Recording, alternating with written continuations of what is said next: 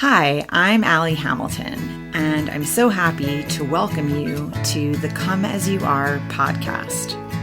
Every week, we'll be talking about some aspect of healing, usually around childhood wounds and complicated familial relationships. The topics will always coincide with my personal essay of the week, and this will be a place where we can take a deep dive together. I'm so thrilled you've joined me and delighted for you to always come as you are. Hi there. Hi there. Welcome to our talk. Today, the topic is desecration, and to desecrate, right? When something sacred is ruined. And I was really trying to think about how to organize my thoughts this week. In a way, last week, as I was writing the essay, I was really processing kind of, just how I was feeling and what was happening, what had happened. I wrote the essay over, a couple of days, election day and the day after. This week, I'm in a different place, and I was just trying to figure out how to present kind of like what is on my mind. And I think because I do in so many ways feel like really stunned that more than half the voting population wanted to bring this person back after a campaign that was just so openly misogynistic and racist and, I just bigoted and, openly, loudly, proudly, all of those things. I think it really did take me a good week, and I'm still processing, to just integrate that, just like, wow, okay. Because for me, the messaging was so abhorrent, it's like, I can't separate, like I can't get past that. I can't sort of be like, okay, I know that this campaign, they came out and they attacked women every day, and, he proudly said that he was so thrilled he had appointed Supreme Court justices who overturned Roe, and, like his running mate who he handpicked is absolutely a Project 2025 guy, along with Peter Thiel, who is, like backing him, and the Heritage Foundation. And I mean, it's already happening. Like, for anyone who thought, well, he said he wasn't part of that and he didn't know anything about it. I mean, clearly he's very much a part of it. Like, I knew this. I have to think most people really did understand this. I don't know about his supporters, but I know that people that have been following along here, I don't think anyone is surprised. Tom Homan's, his new border czar, and he's one of the authors of Project 2025. Stephen Miller, his legal firm is all about the American way of life, which is this new thing that Trump is talking about. So I mean, we have white nationalists coming into power, and it's just really, it's heartbreaking. And we have a situation where he's got the Senate, the House is not, and the Supreme Court, and any checks and balances that we have had in the past, we don't have those. There may be some places where the Supreme Court still, even as it stands, will not back him up, but there are going to be a lot of places where they do. And they've granted him immunity and, for any official act. And so it's really, for people who maybe are in other parts of the world. I heard from someone who is in Europe who's been reading my stuff for a long time, and she was just like, I don't, why are people feeling like this is the end of the world? We already have conversations happening. He has stated many times he wants to gut the Department of Education, and he's now talking about implementing the American way of life ideology in the public school system. He is for displaying the Ten Commandments in public schools, and very loudly today said, we're going to go back to teaching a man is a man and a woman is a woman, and those are the genders. There's no room here for people who, first of all, like, let's just state the obvious, not everyone in America is Christian.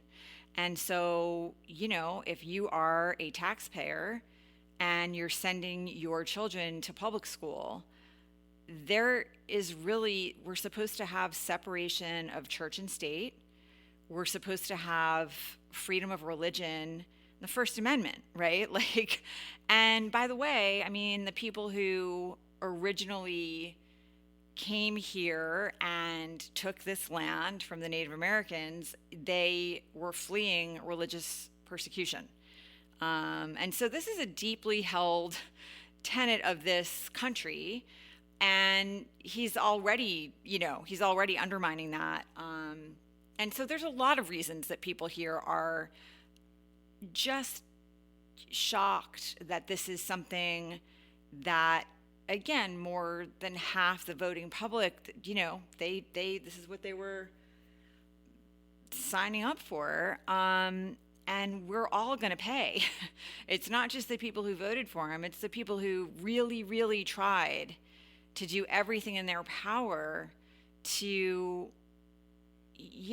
make sure people understood what they were voting for. And I'm on a couple of a few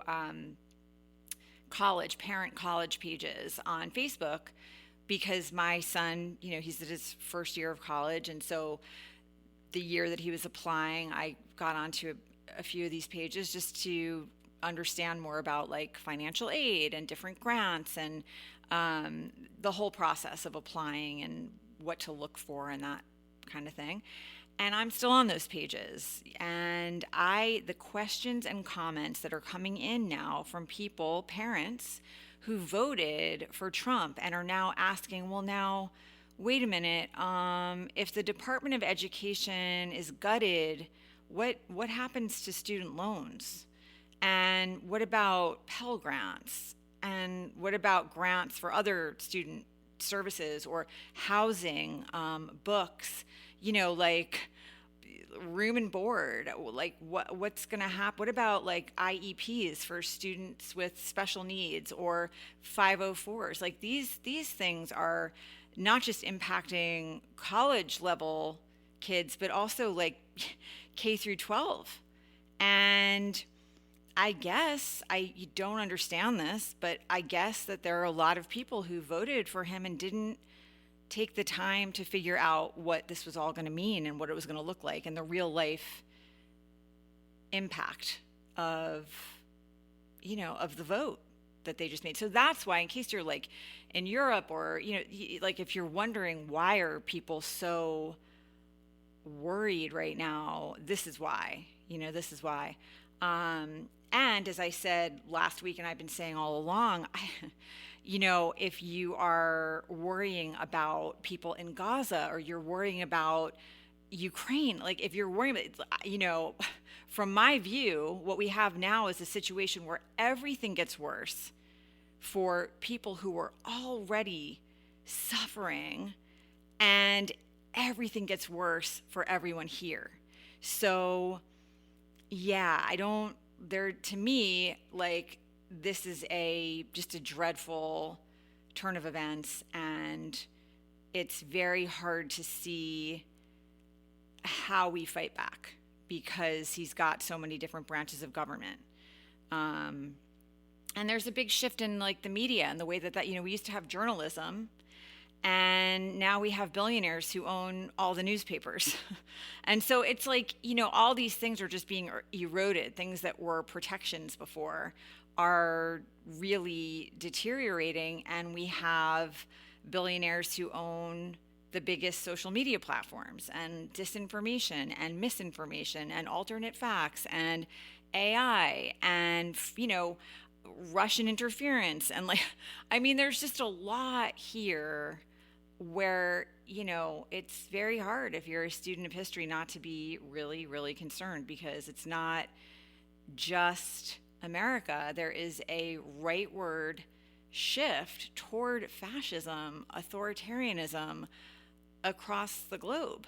And, yeah, I mean, I'm very concerned. I'm very concerned. I am trying to just now, focus on, okay, what are productive things that I can do? And certainly there are so many people that I'm worried about, in the mass deportations. Like, just, I'm seeing people now, people who voted for him, worrying about like their grandmothers. And I get, my heart is broken for families who may end up, and I think we can count on it, being separated. Or, Tom Homan was being interviewed on 60 Minutes, and the interviewer asked him, well, what about, what about if a grandmother is not, if she doesn't have, like, if she's not documented, or,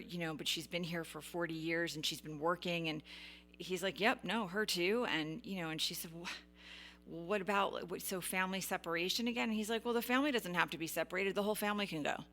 I mean, that's his version of compassion.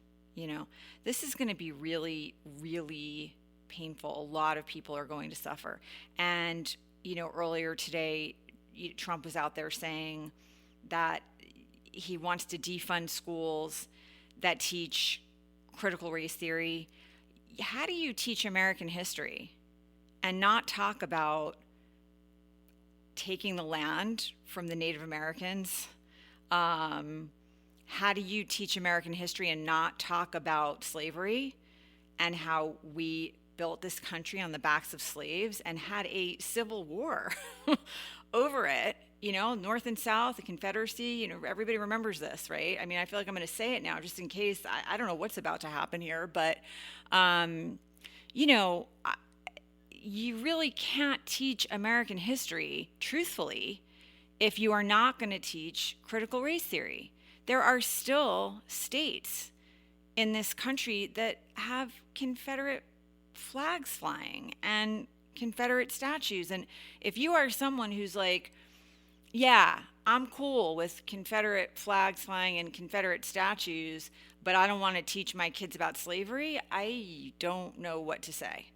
And if you think that,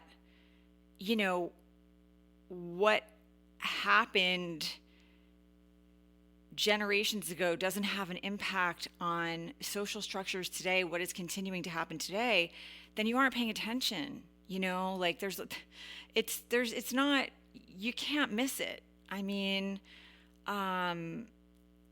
so yeah, it's really concerning. And he is talking about defunding schools who are teaching that information to our children. And that's just truthful American history. That's what it is. So that's deeply concerning, and to say the least. And he's talking about, DEI. He doesn't want to be funding schools who are teaching about, diversity and like equity and inclusion. He doesn't want any of that. He's talking about the American way of life as the ideology that he wants taught in public schools.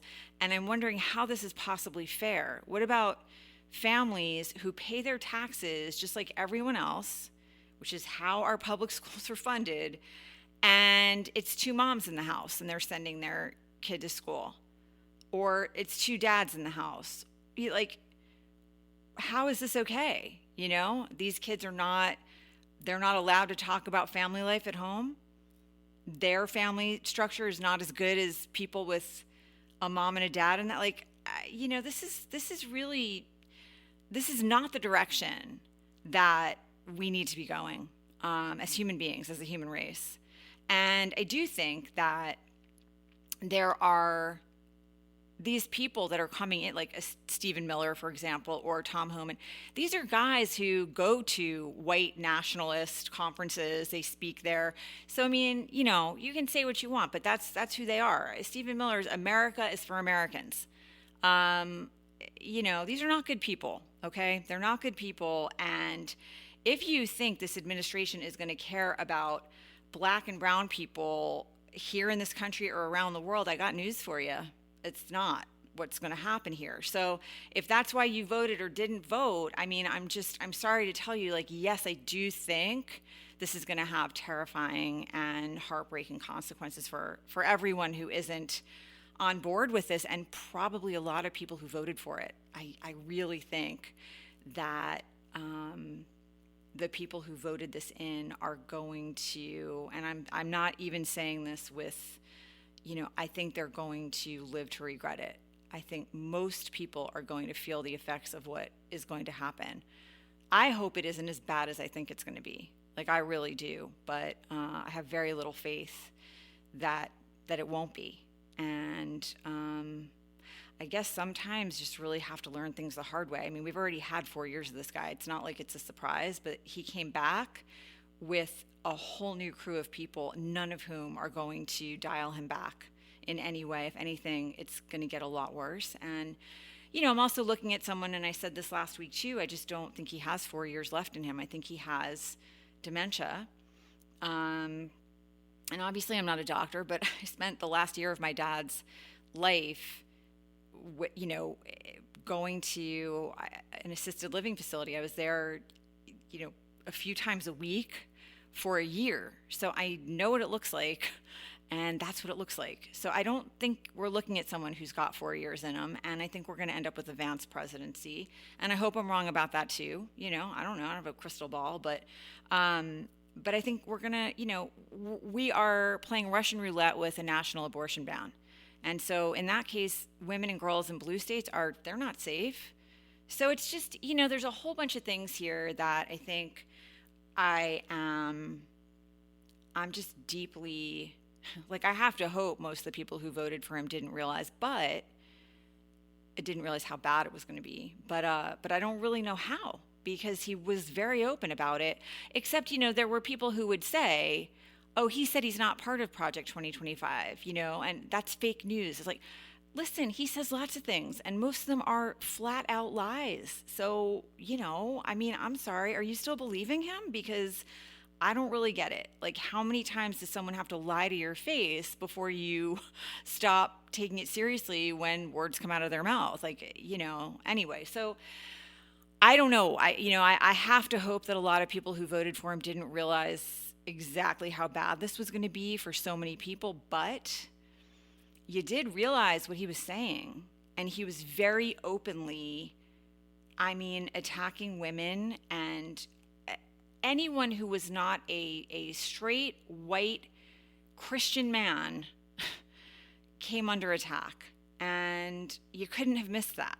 So, and you voted for it. And I think that for me is where it's really hard. Like, I just don't, because that messaging alone was, I don't know how you get past that. I don't know how, as a woman, you can vote for a sexual predator, a man who said out of his own mouth that he grabs women, and he does whatever he wants. And I'm not even finishing the sentence because we all know it, because we all heard it.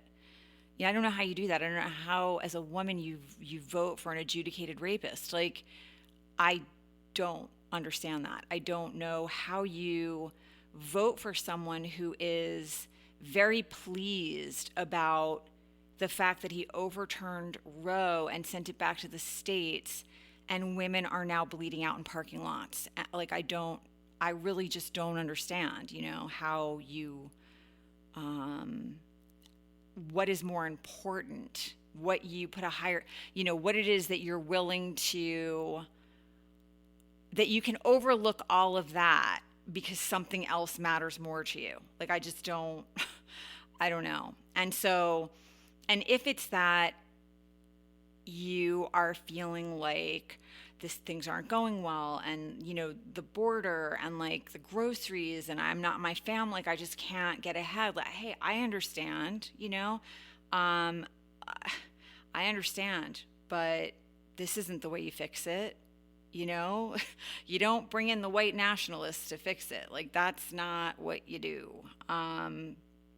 So so yeah, these are all the things that have been on my mind. And so when I sat down to write, I was really trying to figure out, like, how do I write like where I'm at? And for whatever reason, I started thinking about Medusa. And and so it got me thinking about Greek mythology and that story of Medusa. And in case you don't know it, um, Medusa was she's a beautiful maiden, and she devoted her life to serving Athena, right? Goddess of war, reason, and what's the third one? War, reason, and it'll come back to me. Anyway, she goes and she's one of the priestesses of Athena, and Athena was, she's a goddess. Obviously, she's also a virgin. She's immune to romantic love. She's not, that's not in her.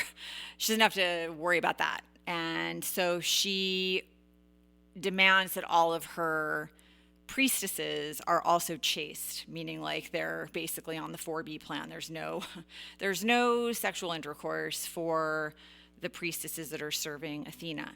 And what happens is one day Poseidon, god of the waters, right, the sea, he comes to Athena's temple and he sees Medusa outside the temple, and he thinks, wow, she's really beautiful, and he chases her into Athena's temple and he assaults her.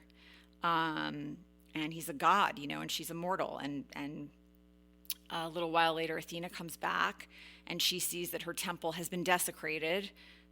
The details are not given of like how she can tell her temple has been desecrated, but she's a goddess, so maybe she, whatever, can just tell. And Medusa is, of course, beside herself. She's just been assaulted, and she tells Athena what happened, thinking for sure Athena will defend her and we'll go to war. We'll fight Poseidon and try to avenge her. But Poseidon says, no, like, she wanted it. It was consensual. And so Athena either believes him or decides she's going to just accept what he's saying and take his side, and she curses Medusa. And I gave a very modern, my own modern spin on all of this, but she curses Medusa and turns her hair into snakes and turns her skin green and makes it so that if anyone looks at Medusa, they will be frozen and they'll turn to stone. And she sends Medusa to live at the ends of the earth so that no innocent human beings will be turned to stone accidentally. And then eventually she helps Perseus, who's the son of Zeus, she helps Perseus kill Medusa. He decapitates her, and when he decapitates her, Pegasus flies out of her head, and the symbolism, she's got two kids. It turns out that during the attack by Poseidon, she was impregnated. And the idea is that these children they represent beauty and imagination and overcoming, like the creation is going to overcome destruction. That's the idea. And eventually Perseus takes her head back to Athena, and Athena puts it on her shield and uses it against her opponents. And so, it's a story of betrayal, certainly. There is Medusa just giving her life to Athena and serving her, and she's attacked by a god, and Athena sides with the god. Sometimes when people tell the story, they say that Medusa and Poseidon had an affair, or that Poseidon seduced her. But if you read your Greek mythology, that is not even when people are saying that, they talk about how she did not reciprocate. She was not happy about his advances. Like, it was absolutely not consensual. And so even in the retelling of this myth, sometimes things are, deeply, the myth was about the betrayal of Athena and the way that she cursed and doomed Medusa, to this incredibly lonely existence at the ends of the earth. And then eventually that wasn't even good enough. Then she just helped to have her killed. And I think right now, the reason that story occurred to me is because I am really grappling with women who voted for this. It's tough. Now, I understand there are conservative women who think, no matter how it happens, if a girl or a woman becomes pregnant, then that's God's will and that's it, but even if that is where you're coming from, there are women dying, and what about their lives? If your stance is and again, I'm just trying to, if that's where you're coming from, that it doesn't matter, it's God's will, and there's no murder, then what about the women who are dying? The girls who are dying, the girls who are dealing with rape or incest, or the women who are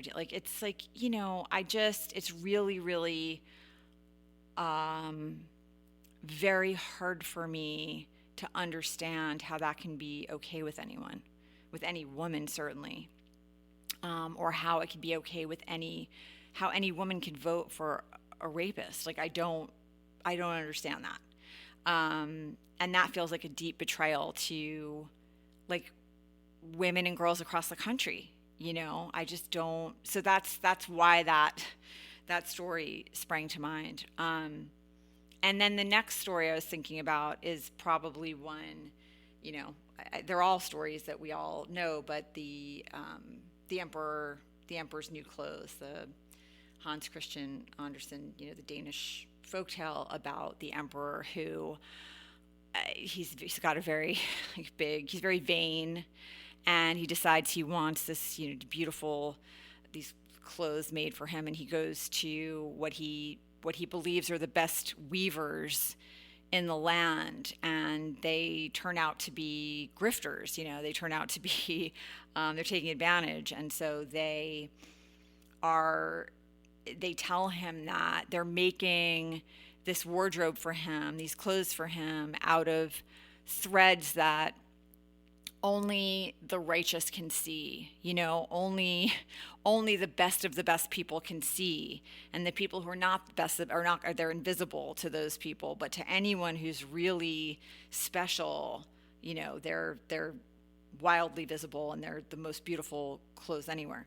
So they are basically, and he comes and he's, coming to fittings, and they're oohing and eyeing, and then and he can't see any clothes, but he doesn't want to admit that he can't see any clothes, because then he must not be the best of the best of the best. So he feigns excitement about these clothes that they're making for him, and he and all the people around him are doing the same thing. Everyone is feeding his ego, and nobody wants to admit they can't see any clothing. And he goes out to greet the people, and And this little kid says, the emperor has no clothes, like, what is, it's this mouth of a child, it's going to tell the truth. And this story, of course, there's multiple morals to the story, but it's all about, like, not just going along with what other people are telling you and overriding what you can see with your own eyes and hear with your own ears. And there's certainly that sort of like mob mentality. There's also like the whole gaslighting thing, like you're looking at something, you're hearing something, you're seeing something, and then people are telling you that's not what you heard or saw, that's not what he meant, but I feel very much like this is a person who, and I think partly because I did grow up in New York, this is a person who anyone who ever had any interaction with him was not confused about who he was. And that's why all these people have come forward, not just the people in his last administration, which, I mean, how many of those people said, don't do this, don't put this man back in the White House? There's a reason that no one from his last administration is like, practically no one is coming back for a round two. And so many people said, this is not a safe person, like, don't do it. And still, like, people did it, I don't know. But there is this element of, here's a man who gets up in front of people and is talking about crowd size, constantly. These are the biggest crowds ever. No one's ever seen crowds like this, I had more people than Martin Luther King Jr. on, like, really, no, you didn't. But whatever, like, who cares about facts, right? So a person who's just really, so clearly narcissistic, so clearly lacking empathy, so clearly does not care about other people, that it is a very, it's dizzying to watch people say things, about, like I said last week, this woman who used to take my class all the time said she was voting for him and she likes him because he's a family man. And I was like, what? I don't, of all the things you want to say, this is a man with 3 wives. He's cheated on all his wives. And this is not my definition of a family man. And it is that sort of, you start feeling like, what are you seeing here? Like, I'm seeing a person with just no respect for women, no, like, concern for, just racist and unethical. And, it's just wild to have people say, well, I'm Christian, so I voted for him. You're Christian and you voted for just the most unethical, lying, a thief, he doesn't pay people that he hires to do work for him. He'll pay them half up front. He'll wait till the job is done. And then when they go for that second half of the money, he'll tell them, sue me if you want it. And I know this because I have someone very, very close to me, went through that with him. It's like, it's widely known. This is not a good man, And so it is very much like that thing where you want to be like, hey, like, this person has no clothes, like, please, wake up from this, this fairy tale. But we can't now, we're doomed to this fairy tale for a while. And the last story that occurred to me was Maleficent. And it's a really interesting, I know, some people saw the sort of the Angelina Jolie film, and maybe that's when they really got to know the backstory there. But there's the Charles Perrault version, like, that's from 1697, I think, with Sleeping Beauty, right? And Maleficent is portrayed as this just evil, this evil witch, basically, who's not invited to Aurora's christening. So we have, like, King Stefan and Queen Layla, and they have their baby daughter Aurora, and they forget to invite Maleficent. And so she shows up at the christening and she curses their daughter. She says she's going to prick her finger. before she turns 16, and she's, for first she says she's gonna die. That's gonna be it. And then one of the other good witches there says, no, no, no, she's gonna sleep. Um, she's gonna fall into a deep sleep, and so is the whole kingdom. And what you don't, so when you learn, if you if you read that story as a kid, or that story's read to you, you say like, wow, she's so petty. Just because the king and queen didn't invite her to the christening, she's going to curse their daughter. Like, that's just, that's just so vindictive and awful. Well, there's a whole backstory. Then you've got the Brothers Grimm, and they kind of retold the story as Little Briar Rose. And you learn that before Maleficent was this evil, vindictive, angry creature that she's portrayed as in Sleeping Beauty, she was this fairy. And she looked over, she protected the moors, which is a magical forest that was right next to the kingdom, where one day this Scottish Stefan came walking through the forest, and that is how he and Maleficent met. She is flying around the forest. She's, just an open-hearted, innocent, loving, powerful fairy. She gets her powers from the phoenix, which is symbolic, right? The phoenix who rises from the ashes. And so they meet, and she's very taken with him, and he's very taken with her. She's beautiful. She can fly. She's powerful. She's, kind and loving and loyal and all beautiful in every way. And so he falls for her hard. She falls for him. He's exotic. He's a human. He's, he's got this Scottish accent.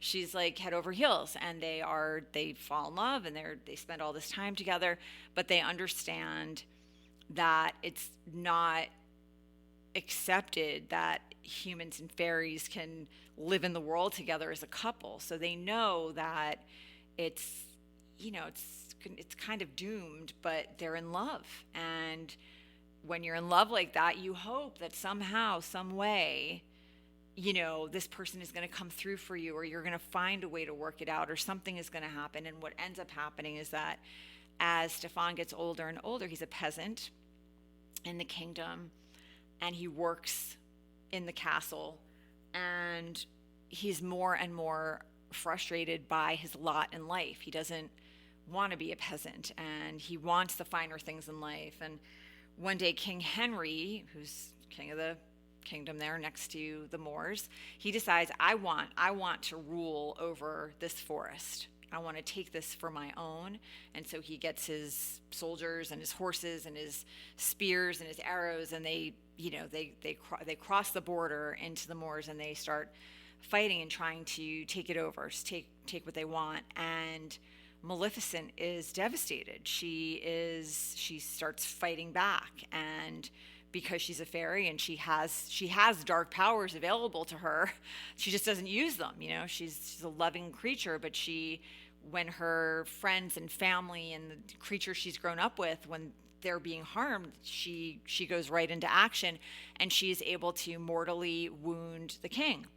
And the army retreats. They take him back to the castle. He's in his bed. He's dying, and he says, any young man in the kingdom, I don't know that he said young, probably wouldn't have cared if it was an old man, but any man in the kingdom who can kill Maleficent can marry my daughter Layla and take over the kingdom and become king.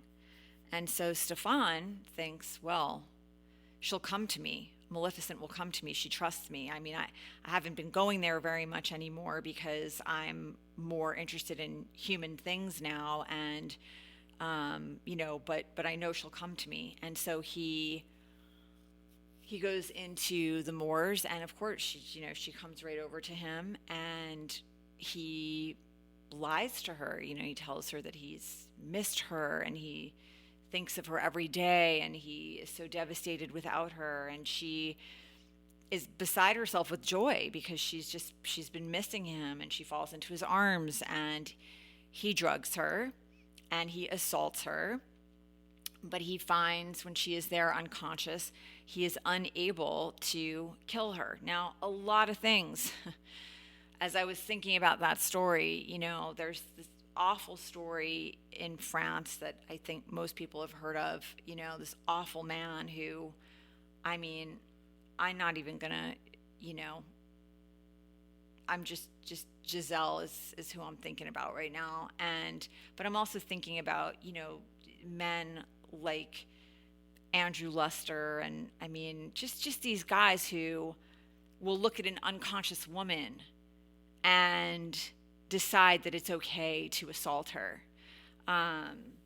So that's the story here with Maleficent, is he assaults her, and then he cuts off her wings, and he brings the wings back to the king, and the king says, great, you can marry my daughter, you can become king, and he dies.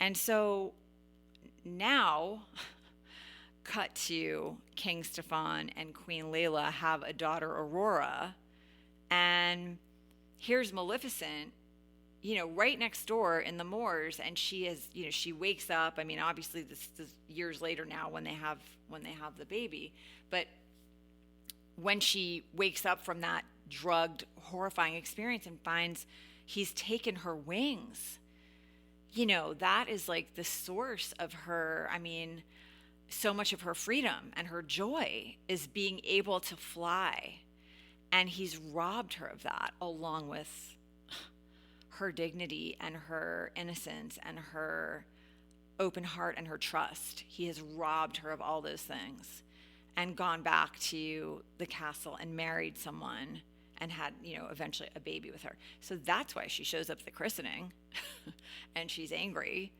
There's a whole trauma and rage and backstory there. And what ends up happening is that she takes Aurora, the curse goes into effect, Aurora pricks her finger, and eventually she's been watching her whole life. She's been watching Aurora grow up, and she finds that actually she feels maternal love toward this child. She loves her, and she can't kill her, and she can't harm her, and she ends up breaking her own spell and kissing her on the forehead. And then Aurora becomes queen of the Moors and also of the human land. And so that is really a story of, if you think about the two different stories, right? The story that you hear in Sleeping Beauty, and then the story of like what made Maleficent the way that she was, that's a whole other perspective that you really need in order to understand where she's coming from and why she's so angry and why she's so hurt and why she's so vengeful. And even then, even after all that, she actually can't harm this girl, this child. She can't do it. And that's the right idea, okay? That's the right idea. Like, we should always be sticking together. Whomever it is in a society who has less power than the people in power, like, those are the people that need to be sticking together and looking out for each other. And in our society, it's white men. That's the top of the, that's the top of the food chain, and it goes down from there. Then it's you can. I posted a story today. It's this little girl, and she's talking to her mom, and she's talking about, like, she's reading the Declaration of Independence, and she's reading, like, she's reading, like, all men are created equal, and she's talking to her mom and saying, like, why is it all men are like, aren't all women, like, and she's little. She's probably like 5 or 6. Why is it just all men are created equal? And then she's talking about why are things called man-made? And there were some people in the comments who were like, just teach her about pronouns. Man is just like shortened for human. It's like, wait a second. She was talking about two things here. She was talking about why is it man-made and not people-made? That was one of her questions. And she was talking about the line that says all men are created equal. And you cannot say that she's not 100% right, because the men who wrote that all men are created equal were white men, and they were talking about white men, and that's all they were talking about. They weren't talking about black men. I mean, if you know your American history, then you know about the 3/5 compromise. And they weren't talking about women. And women had to fight like hell to get the vote in 1920, and that was only white women who got it at that point.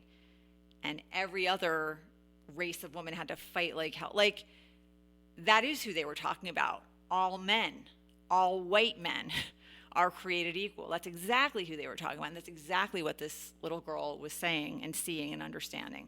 So words do matter, and language does matter, and the Constitution matters. A lot of things matter, like the rule of law matters, and checks and balances matter, and separation of church and state matter, and religious freedom matters, and being able to love who you love, that matters. And, I am really worried about anyone in the LGBTQ community. I'm worried about people with non-binary children, the trans community. Like, this is, for those of you, because I know there are people who have said to me, the left went too far with all their like pronouns and you know what?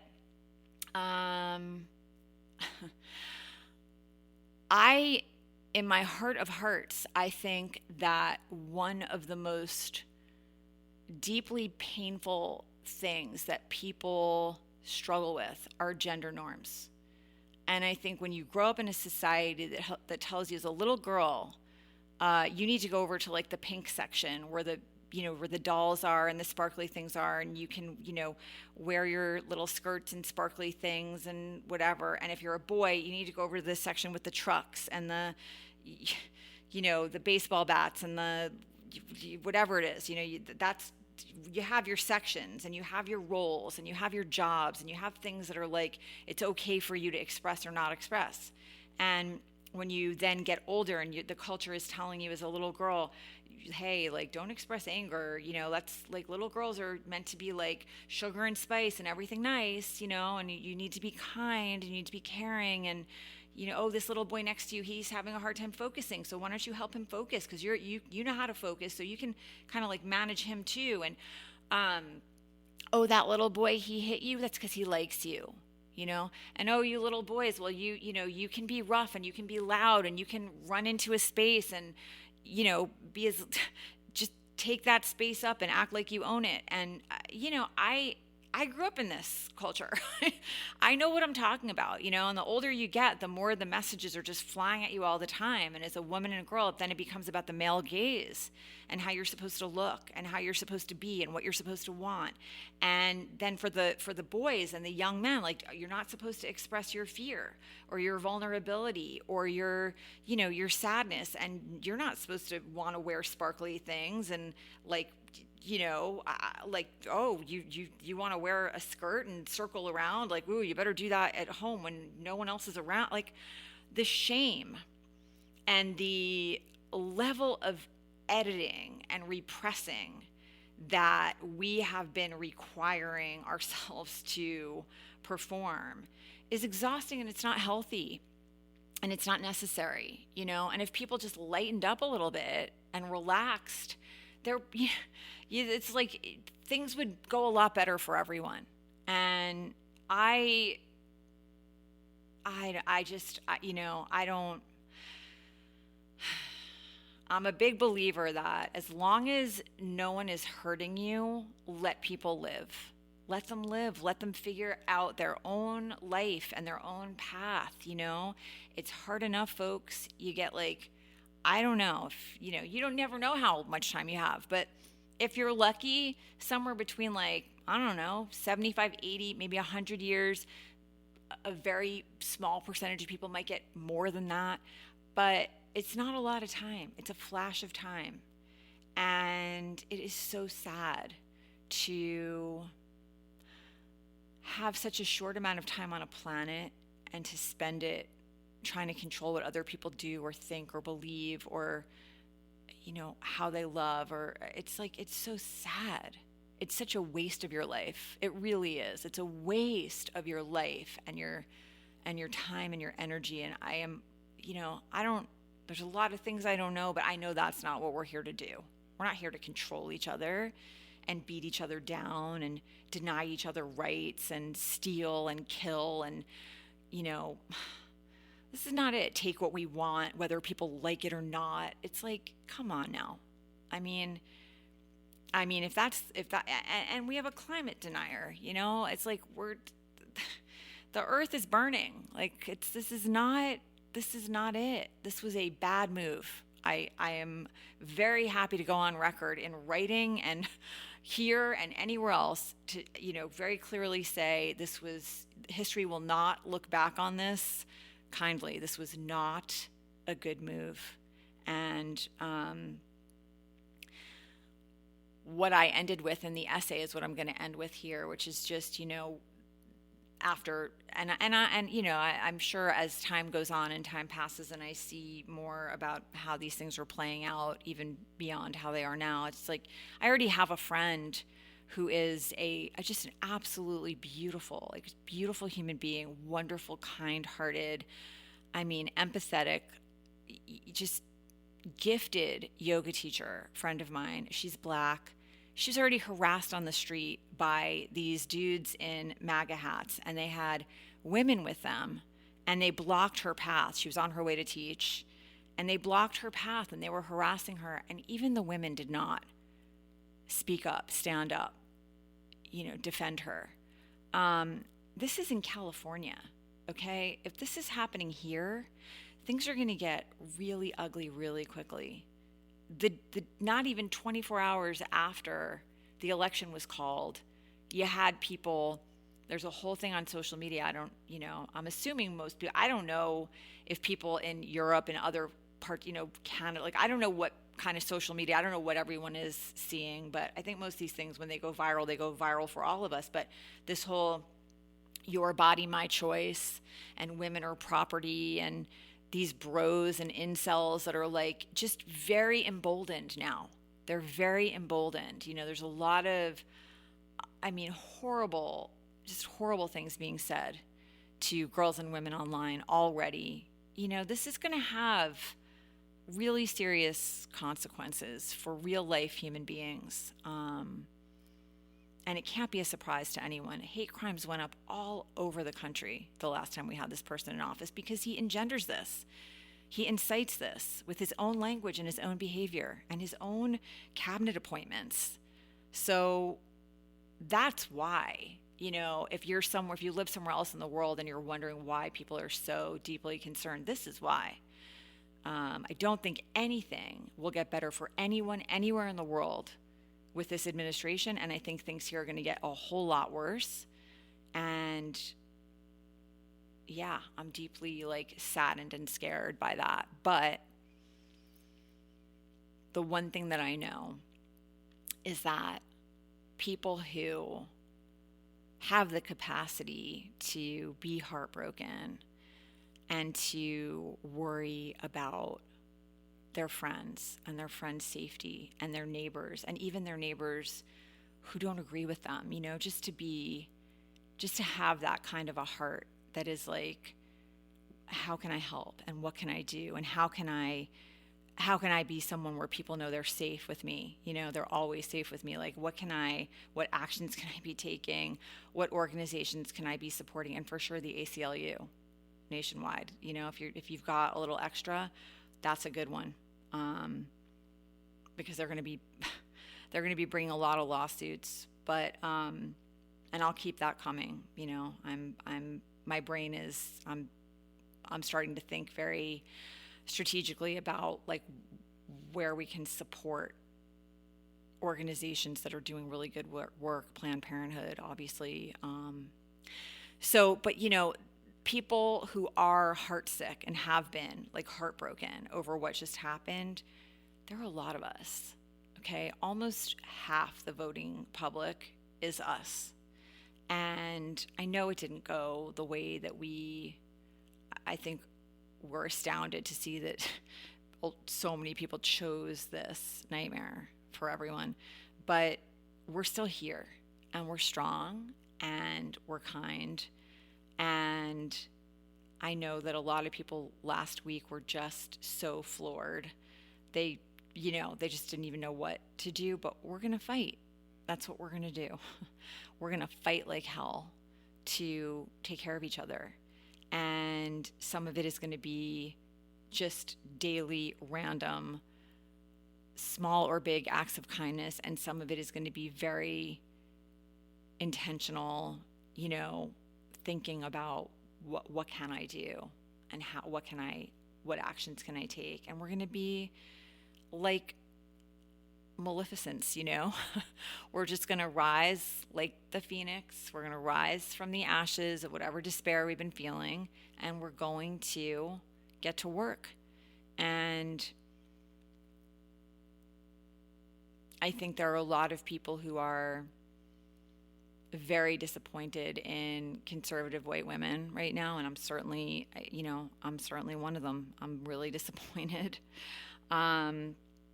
But I think we've just got to, those of us who feel like-minded, we just got to be strategic, get organized, and figure out how we can sort of,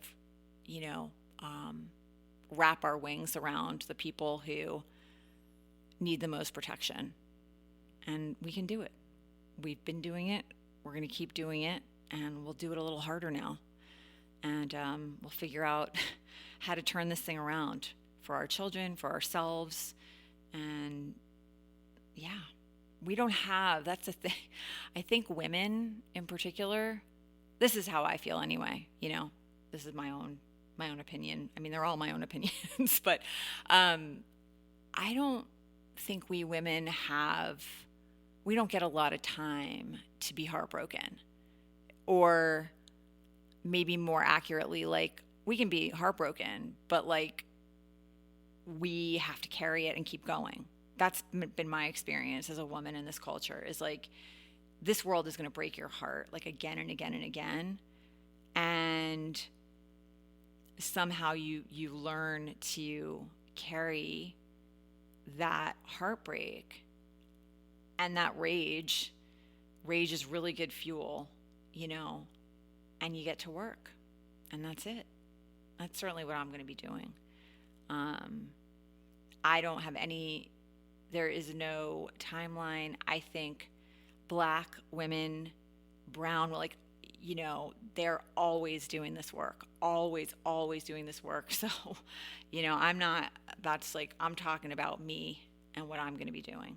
I think reach out to your friends, and wherever you can grasp some joy, do that. Don't forget to laugh too. You're not going to help anyone if you are in a pile of despair. You gotta remember that there's still art, there's still music, there's still kindness, there's still love, there's still laughter, there's still good people who care. There really are. There are a lot of them. So don't forget that. Okay. And I will look forward to being with you next time. And you know how to find me if you need to. Sending you lots of love.